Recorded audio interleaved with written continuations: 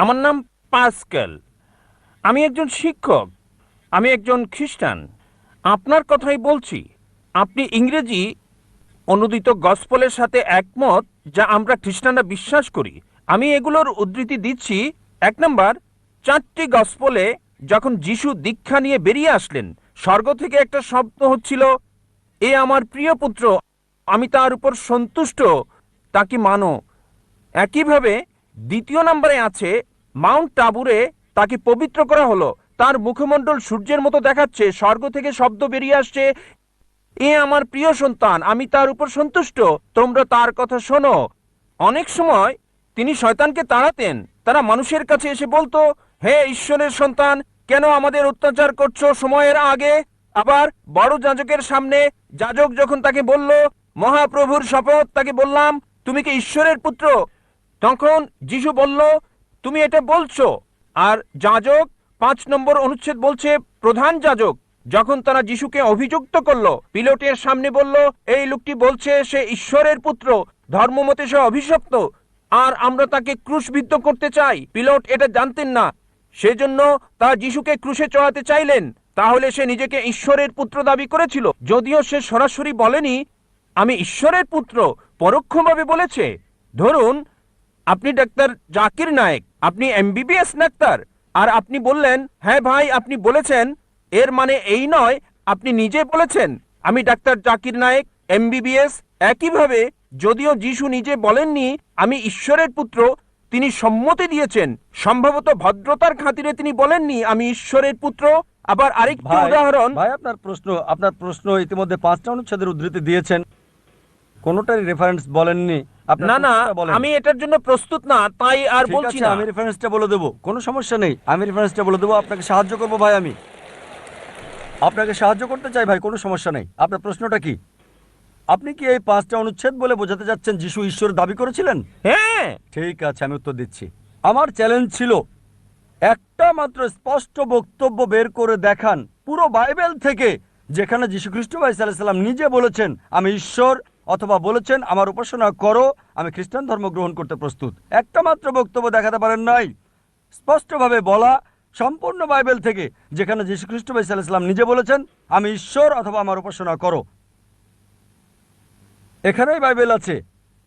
আর এটা king James version. যেহেতু আপনি একজন শিক্ষক, আপনি প্যাস্টরও হতে পারেন। আপনি কি প্যাস্টর? না না না, আমি আপনি একজন শিক্ষক? শিক্ষক। আমি শিক্ষক, খ্রিস্টান ধর্মের একজন প্রকৃত আচ্ছা বিশ্বাসী। ঠিক আছে। রেড লেটার নামে এক ধরনের বাইবেল আছে, যেখানে যিশুর কথাগুলো লাল করা আছে। আপনি 5টি বিষয় উল্লেখ করেছেন, আর এগুলোকে 2 ভাগে ভাগ করা যায়। প্রথমে আপনি এলোমেলো উদ্ধৃতি দিলেন আর সঠিকভাবে উদ্ধৃতি দিলেন না। যা বলতে চেয়েছেন সেটা আছে গসপেল অফ জন 3 নম্বর অধ্যায় অনুচ্ছেদ 16, বলা আছে ঈশ্বর পৃথিবীকে এত ভালোবাসলেন একমাত্র ওরসজাত সন্তানকে দিয়ে দিলেন, তোমাদের কেউ যদি তাকে বিশ্বাস করে তার মৃত্যু হবে না, চিরস্থায়ী জীবন পাবে।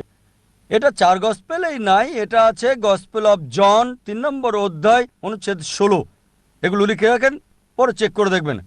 গসপেল অফ জন 3 নম্বর অধ্যায় অনুচ্ছেদ 16, ঈশ্বর পৃথিবীকে এত ভালোবাসলেন যে নিজের সন্তানকে উৎসর্গ করলেন, যে কেউ তার উপর বিশ্বাস করবে সে মরবে না, চিরস্থায়ী জীবন পাবে। আবার আপনি উদ্ধৃতি দিলেন 5বার শেষ দিকে যে যীশুখ্রিস্ট বলেছেন তিনি ছিলেন ঈশ্বরের সন্তান। আপনি বলেছেন, আপনি কি জানেন বাইবেলে ঈশ্বরের পুত্র এ কথাটা অসংখ্যবার বলা আছে। যদি আপনি বাইবেল পড়েন, আদম ছিলেন ঈশ্বরের পুত্র, আল্লাহ তাকে শান্তিতে রাখুন। ইব্রাহিম ছিলেন ঈশ্বরের পুত্র, ইসরাইল ছিলেন ঈশ্বরের পুত্র। আপনি যদি রোমান্স পড়েন 8 নম্বর অধ্যায়ে বলা আছে তারা সকলেই যারা ঈশ্বরের আত্মার দ্বারা পরিচালিত তারা সকলে ঈশ্বরের পুত্র। আপনি যদি ঈশ্বরের দূত হন আপনি ঈশ্বরের পুত্র। যদি আমি ঈশ্বরের দূত হই আমি ঈশ্বরের সন্তান বাইবেল অনুসারে। কিন্তু তারা বলে না না না না না, যীশু খ্রিস্ট স্বাভাবিক সন্তান না, তিনি ঔরসজাত সন্তান। এবার আপনার শেষ প্রশ্ন ঈশ্বরের পুত্রের ব্যাপারে। বাইবেলে অসংখ্য ঈশ্বরের পুত্রের উল্লেখ আছে। আদম ঈশ্বরের পুত্র, ইব্রাহিম ঈশ্বরের পুত্র, ইসরায়েল ঈশ্বরের পুত্র। যারা ঈশ্বরের আত্মার সাহায্যে পরিচালিত তারা ঈশ্বরের পুত্র। কিন্তু খ্রিস্টান মিশনারিরা বলে না না না, যীশু খ্রিস্ট স্বাভাবিক পুত্র না। আসুন আপনার প্রথম প্রশ্নে, তিনি ঈশ্বরের ঔরসজাত সন্তান। তারপর তারা বলে যা আপনি বলেননি, আমি আপনাকে সাহায্য করছি। গসপেল অফ জন 3 নম্বর অধ্যায় অনুচ্ছেদ 16, ঈশ্বরের পৃথিবীকে এত ভালোবাসলেন যে নিজের সন্তানকে উৎসর্গ করলেন, যে কেউ তাকে বিশ্বাস করবে সে মরবে না, চিরস্থায়ী জীবন পাবে। ভাই, আপনি কি বিগটন শব্দের অর্থ জানেন? বিগটন শব্দের অর্থটা কি? না। বিগটন শব্দটার অর্থ কি?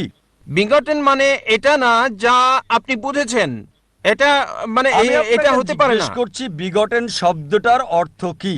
হ্যাঁ আমি জানি। বিগটন শব্দের অর্থ কি? বিগটেন শব্দের দুটো অর্থ রয়েছে। যখন মানবজাতির বিষয়ে বলেন সে বিগটেন, মানে তার রক্তমাংসের পুত্র। যখন ঈশ্বর বিগটেন বলেন তার মানে এটা কাউকে বোঝায় না, তাকে জন্ম দেয়া। এর মানে হলো গভীর সম্পর্ক পিতা এবং পুত্রের মাঝে। এটা যদি বলেন পুত্র, আমি বলি ধরেন কেউ এখানে আসলো আর আমি বললাম হে আমার পুত্র, সে কিছু মনে করবে না, কারণ তার অল্প বয়স। যদি আমি বলি যে পুত্র এখানে আসো, সে আসবে। যদি বলি বিগটন স্থান এখানে আসো, সে আমার গালে চড় মারতে পারে। এই অভিযোগ করে যে নাউজুবিল্লাহ আমার দৈহিক সম্পর্ক তার মার সাথে। ঠিক যদি একটা ছোট বালককে বলি বিগটন সান, বা একটা যুবককে হতে পারে 23 বছরের, আমি 40-এরও বেশি, যদি বলি বিগটন সান এখানে আসো, সে হয়তো আমার গালে চড় মারতে পারে। কেন? বিগটন মানে ঈশ্বরের দ্বারা সায়ার, সায়ার মানে নিম্নজাতের প্রাণীর যৌন ক্রিয়া সম্পর্কিত।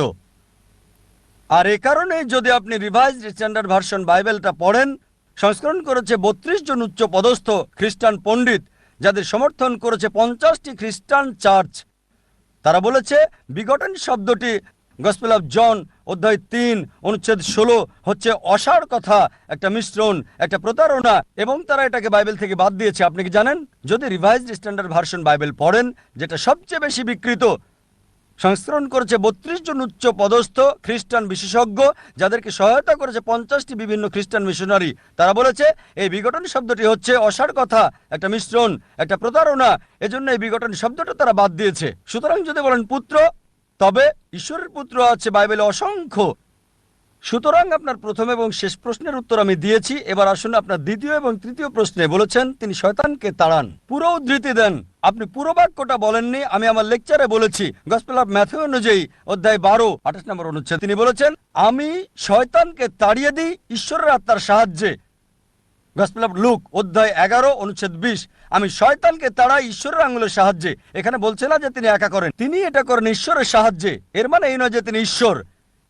এই সবগুলো অনুচ্ছেদ যা আপনি বলছেন স্পষ্ট করে বলছে যে তিনি হচ্ছেন ঈশ্বরের দূত, তিনি নিজে ঈশ্বর ছিলেন না। এ কারণেই আমি চ্যালেঞ্জ করেছি আপনি পুরো বাইবেলে একটা মাত্র অনুচ্ছেদ দেখান যেখানে স্পষ্ট করে বলা যীশু খ্রিস্ট বা ঈসা আলাইহিস সালাম নিজে বলেছেন যে আমি ঈশ্বর, বা তিনি বলেছেন আমার উপাসনা করো, আমি খ্রিস্টান ধর্ম গ্রহণ করতে প্রস্তুত আছি।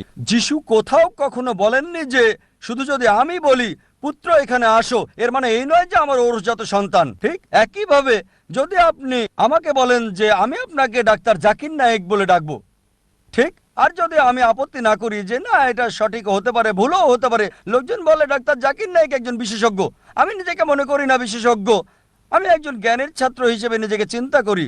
সুতরাং লোকজন আমাকে যদি বিশেষজ্ঞ বলে আর আমি নীরব থাকি, তার মানে এই নয় যে আমি গ্রহণ করছি। তারা আমাকে বিশেষজ্ঞ হিসেবে বিবেচনা করে, আমি নিজেকে বিবেচনা করি না।